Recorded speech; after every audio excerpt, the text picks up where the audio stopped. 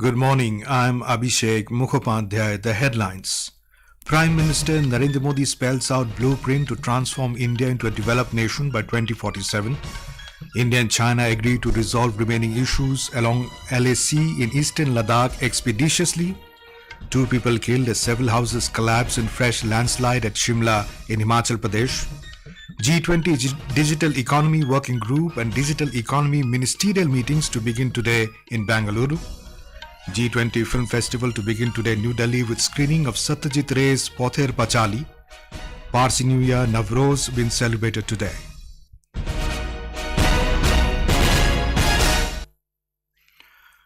Prime Minister Narendra Modi has spelled out the blueprint to transform India into a developed nation by 2047. Addressing the nation from the ramparts of the Red Fort on the 77th Independence Day yesterday, Mr. Modi declared that by 2047, the year marking India's 100th year of independence, the nation would achieve developed country status. आजादी के अमृत काल में 2047 में जब देश आजादी के 100 साल मनाएगा उस समय दुनिया में भारत का तिरंगा झंडा विकसित भारत का तिरंगा झंडा होना चाहिए। रत्ती भर भी हमें रुकना नहीं है, पीछे नहीं हटना है और इसके लिए सुचिता, पारदर्शिता और निष्पक्षता ये पहली मजबूती की जरूरत है। Mr. Modi based this assertion on the country's potential, available resources, and notably the strength of its youth. He emphasized that the upcoming 5 years would be pivotal, golden opportunity for realizing this aspiration. He said India is at a decisive turning point and has the strength to shape the new world order that was emerging in the aftermath of the COVID pandemic. Mr. Modi also assured the countrymen of a new India with a bright future in the next 5 years. He said it should be a collective responsibility to make India a developed country by promoting probity, transparency and impartiality. Mr. Modi said the Triveni of demography, democracy and diversity has the potential to make India's every dream to come true. हमारा सौभाग्य है कुछ ऐसी चीजें हमारे पास हैं जो हमारे पूर्वजों ने हमें विरासत में दी है और वर्तमान कालखंड ने गढ़ी है। आज हमारे पास डेमोग्राफी है, आज हमारे पास डेमोक्रेसी है, आज हमारे पास डाइवर्सिटी है।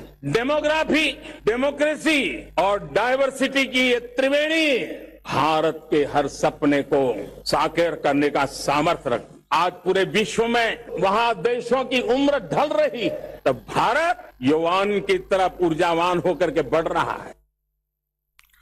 Prime Minister is asked to get rid of the 3 sins of corruption, nepotism and appeasement from the country.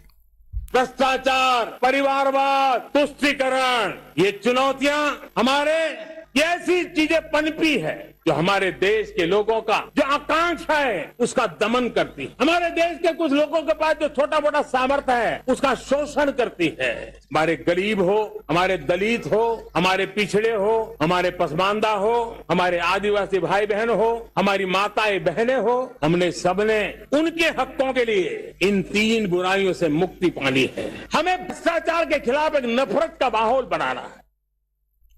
Mr. Modi said the country's progress is fueled by not only the big city but also the tier 2 cities. He told the youth that there is no dearth of opportunities in the country for them. The Prime Minister said every rating agency of the world is commending India, which has become the world's 5th economy from the 10th rank when the BJP came to power in 2014. Every expert of the world is saying that India is unstoppable.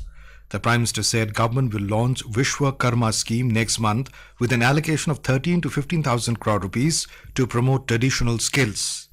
आने वाली विश्वकर्मा जयंती पर एक कार्यक्रम हम लागू करेंगे। इस विश्वकर्मा जयंती पर हम करीब 13-15 हजार करोड़ रुपया से जो परंपरागत कौशल्य से रहने वाले लोग जो औजार से और अपने हाथ से काम करने वाला वर्ग है, ज्यादातर ओबीसी समुदाय से, हमारे सुथार हो, हमारे सोनार हो, हमारे राजमिस्त्री हो, हमारे कपड़े धोने वाले काम करने वाले लोग हो, हमारे बाल काटने वाले भाई परिवार हो, ऐसे लोगों को एक नई ताकत देने के लिए हम आने वाले महीने में विश्वकर्मा जयंती पर विश्वकर्मा योजना लॉन्च करेंगे और करीब 13-15 हजार करोड़ से उसका प्रारंभ करेंगे। Mr. Modi also announced that the number of Jan Aushadhi Kendras will be increased from 10,000 to 25,000.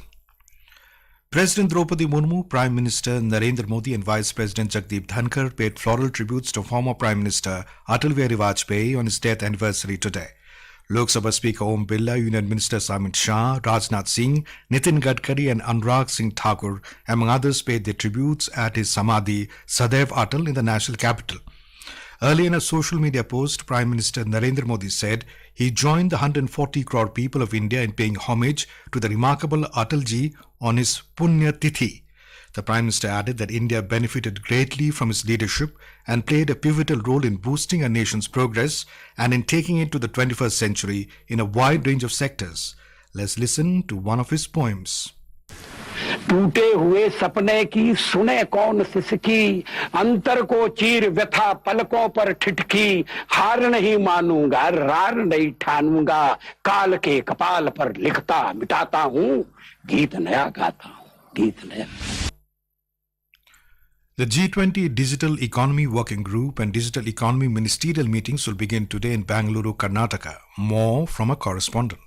During the deliberations under the G20 presidency, various issues relating to digital information, service delivery to citizens, and growth of the digital economy will be discussed. Running parallel to these meetings will be the Digital Innovation Alliance Summit on August 17th and 18th. This will be an effort to recognize and support innovators from various G20 member countries and guest countries. At the conclusion of the Digital Economy Ministerial meeting, a joint statement on the outcome that will summarize the agreement on challenges and opportunities of digital economies will be issued. With Sudhendra from Bengaluru, Aprajita, Akashvani News. The G20 Film Festival will begin in New Delhi today. Satyajit Ray's Panchali will be the opening film. The festival aims to celebrate and showcase a vibrant and collaborative partnership existing amongst the G20 and invited countries in the field of cinema. The festival is organized by the India International Centre and G20 Secretariat of the Ministry of External Affairs. It will be inaugurated by veteran actor Victor Banerjee and India's G20 Sherpa Amitabh Kant. The event will continue till the 2nd of September. Ministry of Youth Affairs and Sports is organizing Youth 20 Summit 2023 from tomorrow in Varanasi, Uttar Pradesh. The summit will continue till the 20th of this month. More than 100 delegates from G20 countries, guest countries and international organizations will discuss 5 identified themes of Y20. These themes include Future of Work Industry 4.0, Innovation and 21st Century Skills, Peace Building and Reconciliation, Ushering in an Era of No War, and Climate Change and Disaster Risk Reduction. This is Akashvani giving you the news. For quick news updates round the clock, follow us on our Twitter handle at AIR News Alerts. The 19th round of India-China Corps Commander level meeting was held at Chushul-Moldo border meeting point on the Indian side on the 13th and 14th of this month. The two sides had a positive, constructive and in-depth discussion on the resolution of the remaining issues along the LAC in the western sector. External Affairs Ministry said that they exchanged views in an open and forward-looking manner in line with the guidance provided by the leadership. Both sides agreed to resolve the remaining issues in an expeditious manner and maintain the momentum of dialogue and negotiations through military and diplomatic channels. In the interim, the two sides agreed to maintain the peace and tranquility on the ground in the border areas. Central Election Committee of the BJP has announced its candidates for the by-election to the Legislative Assembly seats in Boxanagar and Dhanpur in Tripura. The BJP has fielded Tafajal Hossain and Bindu Debnath from Boxanagar and Dhanpur seats. Kaushik Chanda will be the left-front candidate from Dhanpur and Mizan Hussain from Boxanagar Assembly seat. Mr. Chanda was defeated by BJP leader and Union Minister Pratima Bhomik in the Assembly election held in February this year. Dhanpur was the home turf of former Chief Minister and CPI-M Politburo member Manik Sarkar, but it did not contest the Assembly elections. Tomorrow is the last date for filing of nominations. The by-election will be held on the 5th of next month and counting will be taken up on 8th of September. In Himachal Pradesh, 2 people died while several are feared trapped after several houses collapsed in Shimla due to a landslide yesterday. According to officials, the landslide occurred at Krishnanagar in Shimla.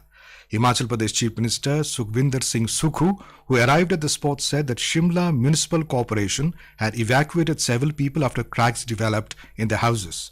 Meanwhile, a major mishap has been averted as Shimla Municipal Corporation had vacated the houses where cracks developed. 20 to 25 houses were vacated and around 50 people have been rescued and shifted to safer places so far. The Chief Minister said as the roads are blocked, education institutes will remain closed today. At least 56 people were killed so far as heavy rain battered Himachal Pradesh since Sunday, triggering landslides and cloud bursts that blocked several roads and led to house collapse incidents.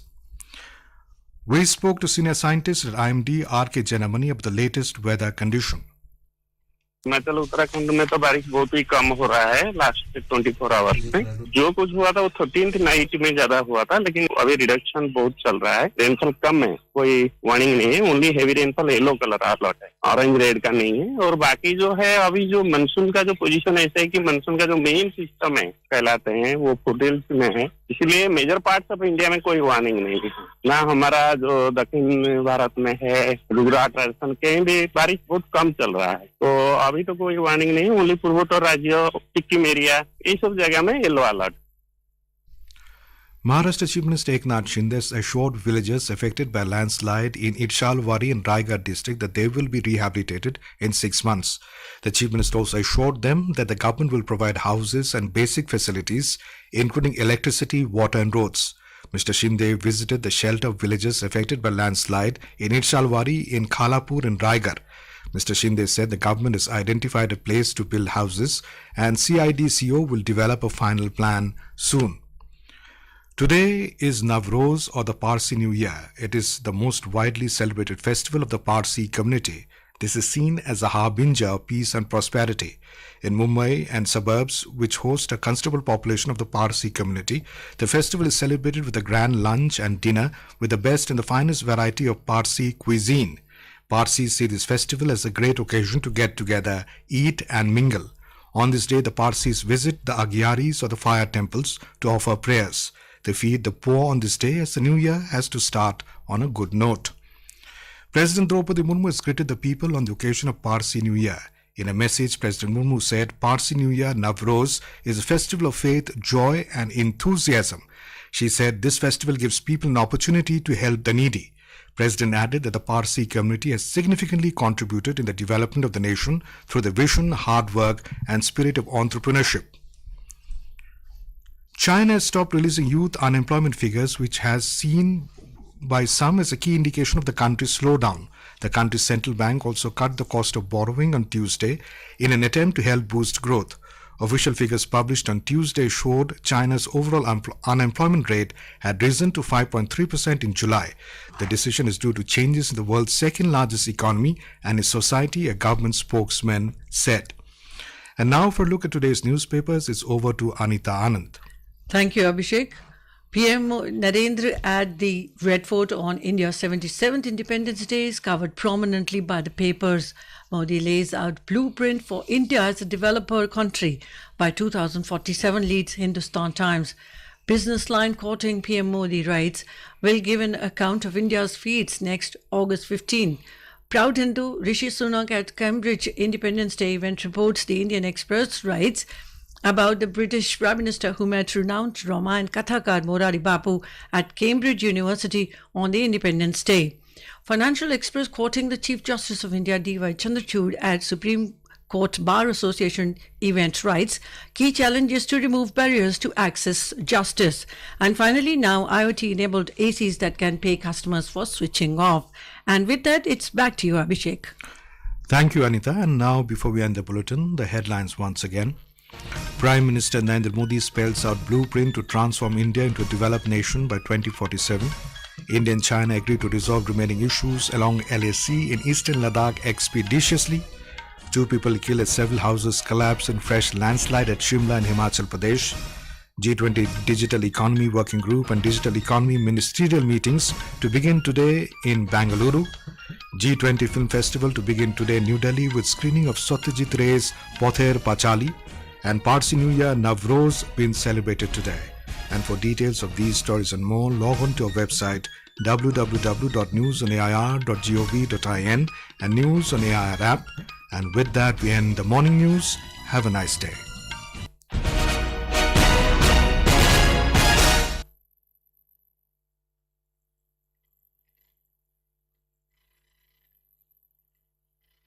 Akashvani से पेश है खबरनामा।